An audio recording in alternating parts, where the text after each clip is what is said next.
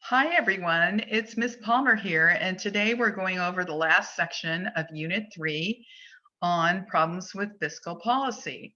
And so Unit 3 was all about aggregate demand and supply and fiscal policy. So first we're going to review. All right, I suggest taking a screenshot of this particular slide and be able to answer all of these questions as part of your review. Especially 1 through 5. Number 6 is sort of a moot point. It's just for pure entertainment value. But anyway, you should be able to identify the two types of toolboxes the government has to fix the economy. Number 2, explain.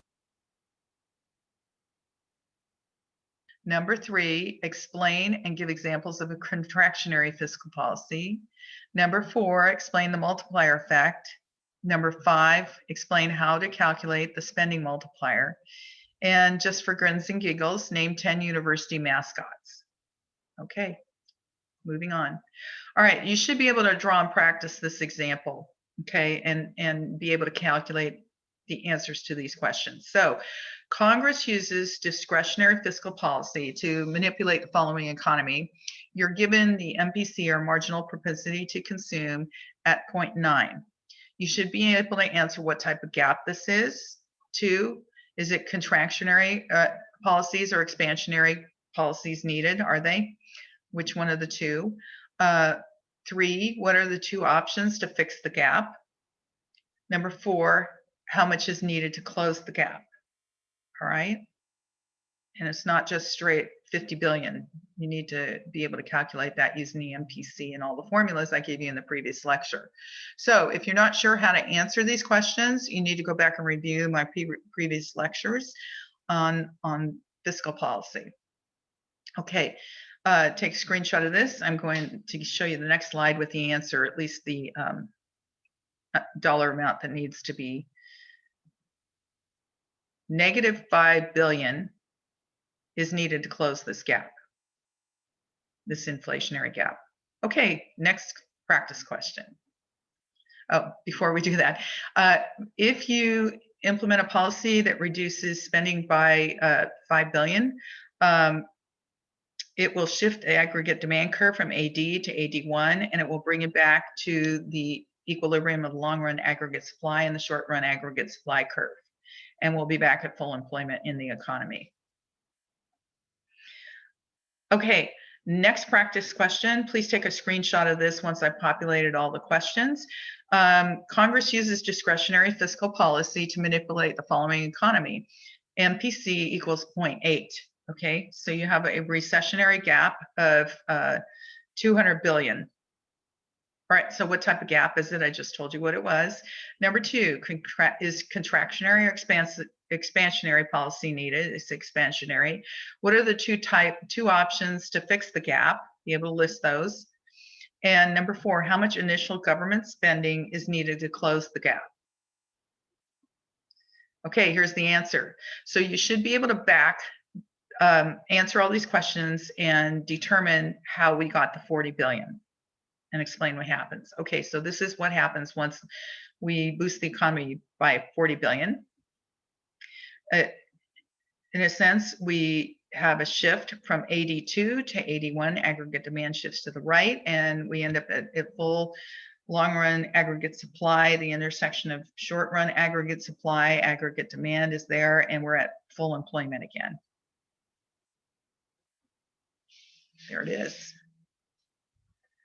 Okay, problems with fiscal policy. There are 5 of them. The first one, when there is a recessionary gap, what 2 options does Congress have to fix it? You should be able to know that. Okay, what's wrong with combining both? Well, deficit spending occurs. What is that? A budget deficit is when the government's expenditures exceed its revenues. The national debt is the accumulation of all the budget deficits over time.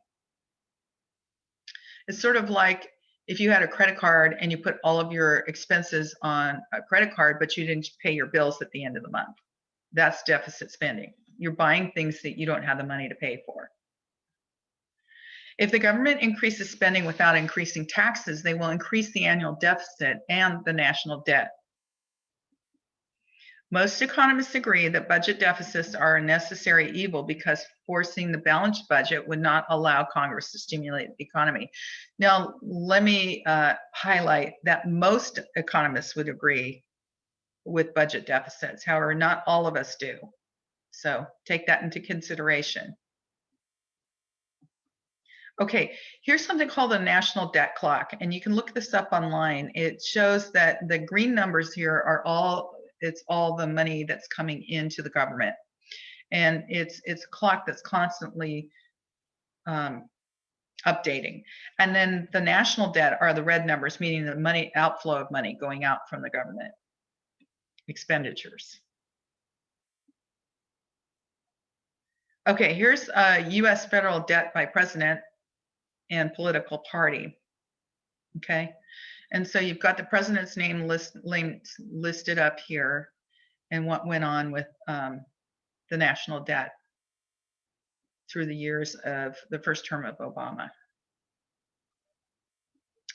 Okay, the national debt as a percentage of gross domestic product is here. The data is through 2007 and is from Bush's White House government. Okay, so with Truman, the debt went way high in the 1950s, 40s to 50s here.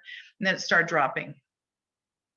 And then it bottomed out with Nixon and Ford and then Carter. And then in the Reagan-Bush years, it started to incline on the first Bush. And then Clinton, it peaked out and then dropped with W. Bush. And then Obama, it started to increase. Okay, 5 problems with fiscal policy. First, problems of timing. Actually, that's number 2. Yeah, number 2. All right, so problems of timing. Recognition of lag time. Congress must react to economic indicators before it's too late, but it takes time. So there's an administrative lag because Congress takes time to pass legislation.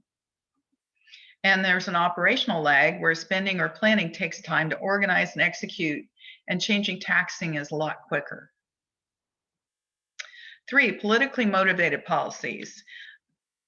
Politicians may use economically inappropriate policies to get reelected. It happens all the time, and we see it more commonly nowadays than ever before.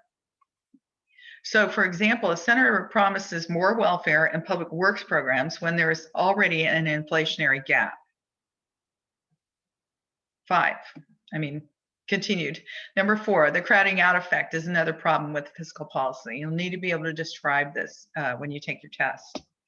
So in basketball, what's boxing out? Well, the government spending might cause unintended effects that weaken the impact of the policy. So here goes. Here's an example. We have a recessionary gap. The government creates a new public library, and then aggregate demand increases. But now consumers spend less on books at the bookstore, and aggregate demand decreases. Another example. The government increases spending, but must borrow money. Aggregate demand increases. This increases the price for money or the interest rate. Interest rates rise, so investment falls and aggregate demand decreases. So it's offsetting the increase. The government crowds out consumers and or investors. That's the crowding out effect. Okay, and number 5, there's a net export effect also. That's a problem with fiscal policy. So international trade reduces the effectiveness of fiscal policies. Here's an example. We have a recessionary gap, so the government spends to increase the aggregate demand. The increase in aggregate demand causes an increase in price level and interest rates. U.S. goods are now more expensive and the U.S. dollar appreciates. Foreign countries buy less, exports fall. So net exports, which is exports minus imports, falls, decreasing the aggregate demand. Okay, so I'm going to show you a review, but we're not going to do the activity because we're not in person at school. So what I'm going to do is advance the slides ahead and show you the 25 topics we've gone over in Unit 3 on aggregate demand and supply and fiscal policy. So We're going to race through these guidelines. Here's the 25 concepts that you need to take a screenshot of this slide once I get it all populated to all 25 topics that we've covered in the last several lectures. And okay, 24, 25. Okay, so please take a screenshot of this and be able to describe each one of these concepts and model each one if it requires a model or a formula. And you should be good to go for Unit 3 if you're able to do that on your own. Okay, so take a minute, take a screenshot, and then I want you to practice on your own. If you are not able to answer or describe any of these concepts, please go back to my previous lectures on fiscal policy and review. Okay, everybody, that's the end of my lecture today and on Unit 3, Fiscal Policies, Aggregate Demand, Aggregate Supply. So have a really good day, and I'll see you in the next lecture. All right, Ms. Palmer signing out.